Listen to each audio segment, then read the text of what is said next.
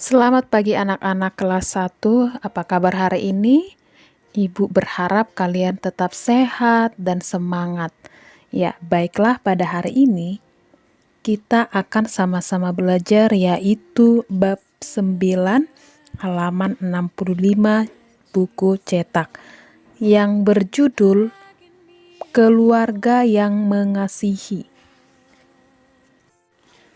Sebelumnya kita akan membaca dalam bahan Alkitab yaitu Yohanes 13 ayat 34 sampai 35 yang berbunyi, "Aku memberikan perintah baru kepada kamu, yaitu supaya kamu saling mengasihi sama seperti aku telah mengasihi kamu. Demikian pula kamu harus saling mengasihi.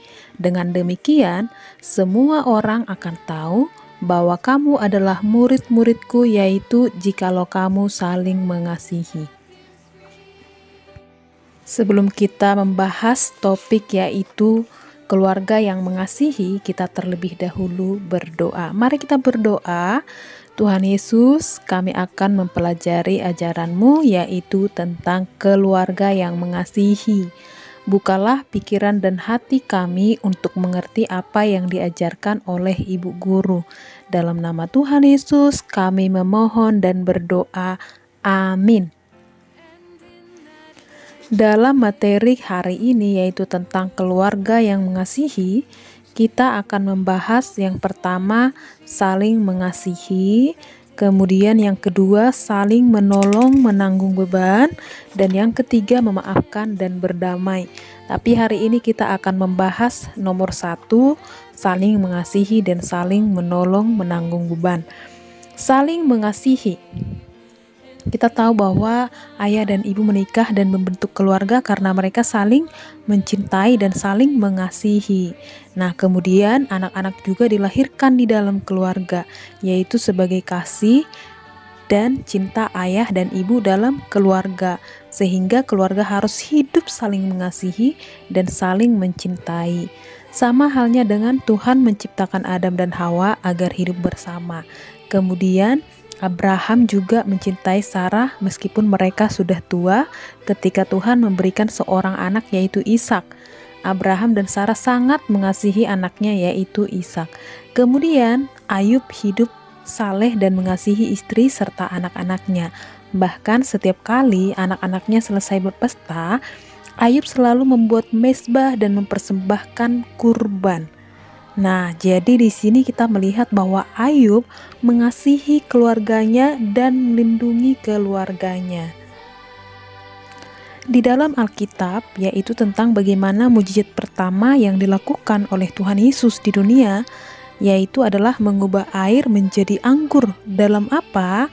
Dalam pesta pernikahan. Ya, jadi Tuhan Yesus sangat memberikan perhatian khusus kepada keluarga. Karena apa? Karena Tuhan Yesus mengasihi keluarga dan kehidupannya. Jadi, seperti halnya Paulus memberikan nasihat dalam Efesus 6 ayat 1-2, yaitu supaya, "Hai anak-anak, taatilah orang tuamu di dalam Tuhan, karena haruslah demikian. Hormatilah ayahmu dan ibumu." Ini adalah suatu perintah yang penting seperti yang nyata dari janji ini, supaya kamu berbahagia dan panjang umurmu di bumi.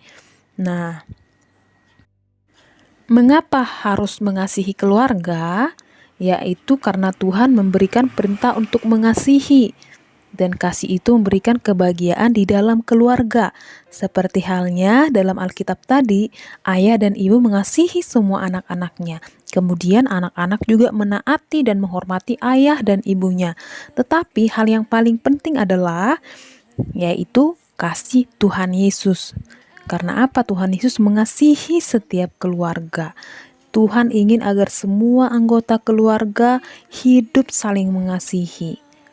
Nah, kemudian bagaimana kita melihat Tuhan Yesus mengasihi manusia yang terlebih dahulu mengasihi kita, yaitu dengan cara Tuhan Yesus rela mati di kayu salib untuk menebus manusia dari dosa.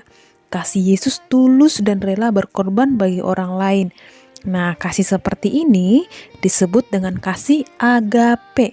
Tuhan Yesus mau agar manusia memiliki kasih agape, sehingga di dalam keluarga itu ada saling mengasihi dengan tulus.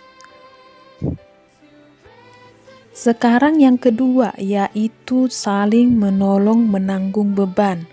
Nah, pasti kalian sudah tahu di rumah ya, ayah, ibu, dan anak-anak hidup bersama di dalam keluarga. Itu artinya ayah tidak dapat bahagia tanpa ibu dan anak-anaknya. Demikian juga ibu dan anak-anaknya di dalam keluarganya. Oleh karena itu, semua anggota keluarga harus saling menolong. Semua orang membutuhkan orang lain di sekitarnya, karena tidak ada orang yang dapat hidup seorang diri. Ayah menolong ibu mencari nafkah untuk keluarga. Ibu menolong ayah merawat dan membesarkan anak-anak. Anak-anak menolong ayah dan ibu mengerjakan pekerjaan di rumah. Jadi saling tolong menolong. Kemudian kita tahu bahwa apa sih manfaat hidup saling menolong di dalam keluarga? Manfaatnya adalah yang pertama, pekerjaan terasa lebih ringan. Dan yang kedua, mengajarkan untuk mandiri. Ketiga, belajar bertanggung jawab. Dan yang keempat, merasa sepenanggungan. Inilah manfaat hidup saling menolong di dalam keluarga. Jadi ingat, kita harus saling menolong di dalam keluarga antara ayah, ibu, dan anak-anak. Seperti halnya di dalam firman Tuhan, Galatia 6 ayat 2, yang berbunyi, bertolong-tolonglah menanggung bebanmu, demikianlah kamu memenuhi hukum Kristus. Jadi, orang yang suka menolong akan melakukan kebaikan dan taat melakukan perintah Tuhan Yesus. Sekarang coba pikirkan, kira-kira kita sudah menolong orang tua belum di rumah? Bukan harus bekerja, tetapi ketika kita disuruh belajar, kita belajar, itu artinya kita sedang menolong orang tua kita. Kemudian ketika kita kesusahan mengerjakan PR, orang tua membantu kita. Nah, itu sudah ada manfaat hidup saling menolong di dalam keluarga. Jadi ingat ya, kalau yang tadinya kalian tidak tahu, menjadi tahu itu karena saling menolong di dalam keluarga. Jadi anak-anak, hari ini adalah pembelajaran kita, yaitu saling mengasihi dan saling menolong menanggung beban. Inilah pembelajaran kita.